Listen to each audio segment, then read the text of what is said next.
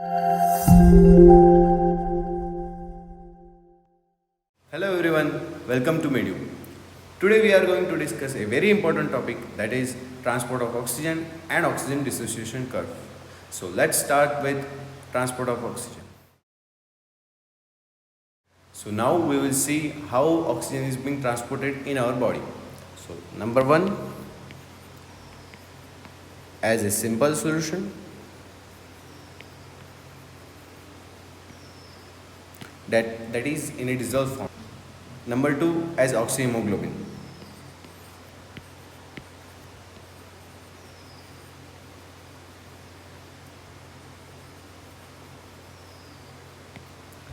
So in a dissolved form, 3% oxygen is transported. And in a combined form, that is as a oxyhemoglobin, 97% oxygen is transported. So what is oxyhemoglobin? Oxyhemoglobin is a combined form of hemoglobin with iron atoms. So each molecule of hemoglobin contains 4 iron atoms,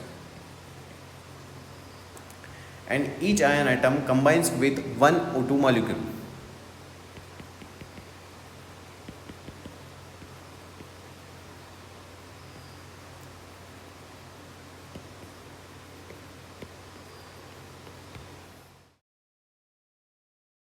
So now we will see what is oxygen carrying capacity of hemoglobin. Oxygen carrying capacity of hemoglobin is the amount of oxygen transported by 1 gram of hemoglobin. Oxygen carrying capacity of hemoglobin.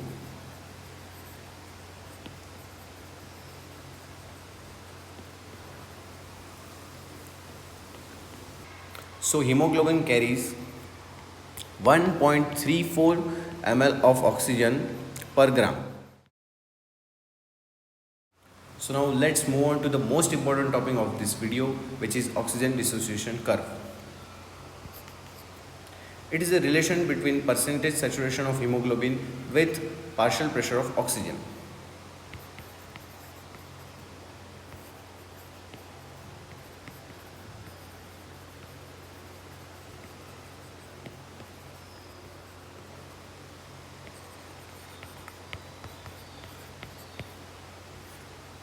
Usually, partial pressure of oxygen is directly proportional to the oxygen affinity.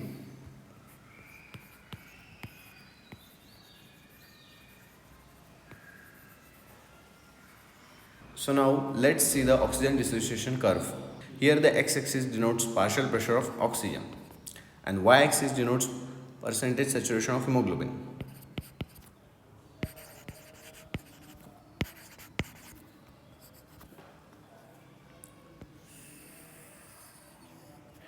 Here we can see the curve is a sigmoid shaped curve.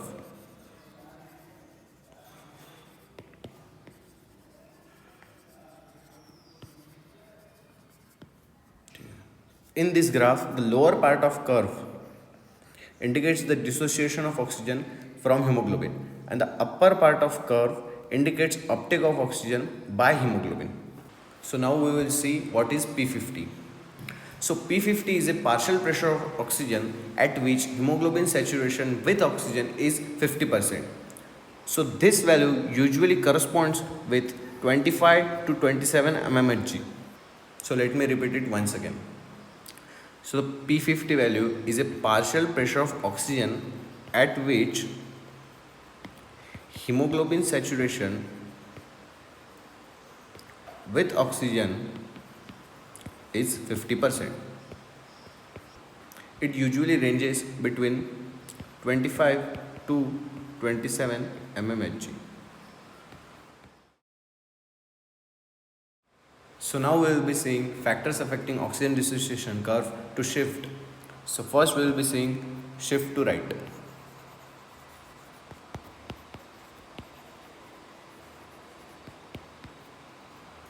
So the curve I am drawing here indicates right shift. Now we will be seeing factors causing right shift.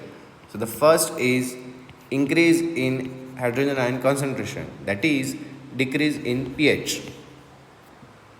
Second is increased body temperature.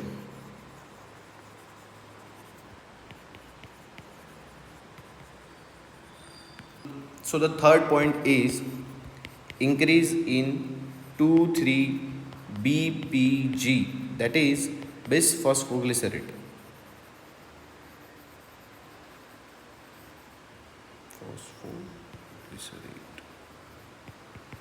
So what happens is when 2,3-BPG increases in our blood, oxygen affinity in RBCs decreases. So this results in more dumping of oxygen into the tissues. So now we will see the left shift. Shift to left.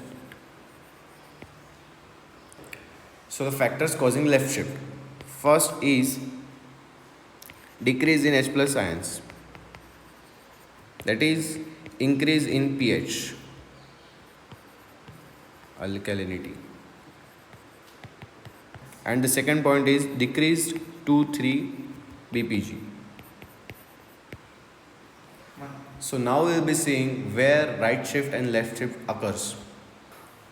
So the right shift occurs in strenuous exercise,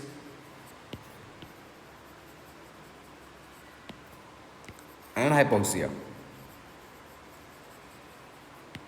So the left shift occurs in fetal blood because the fetal hemoglobin has got more affinity towards oxygen.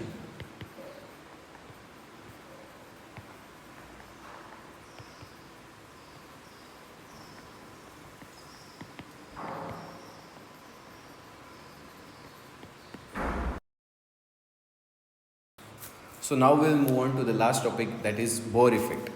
So the presence of CO2 in blood decreases affinity of hemoglobin towards oxygen.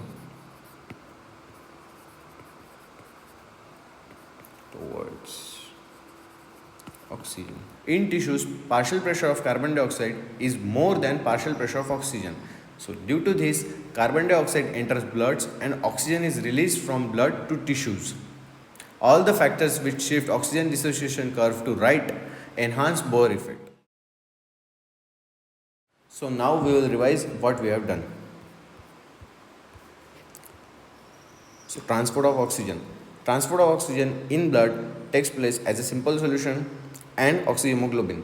Transport of oxygen as a simple solution is 3%, as oxyhemoglobin is 97%.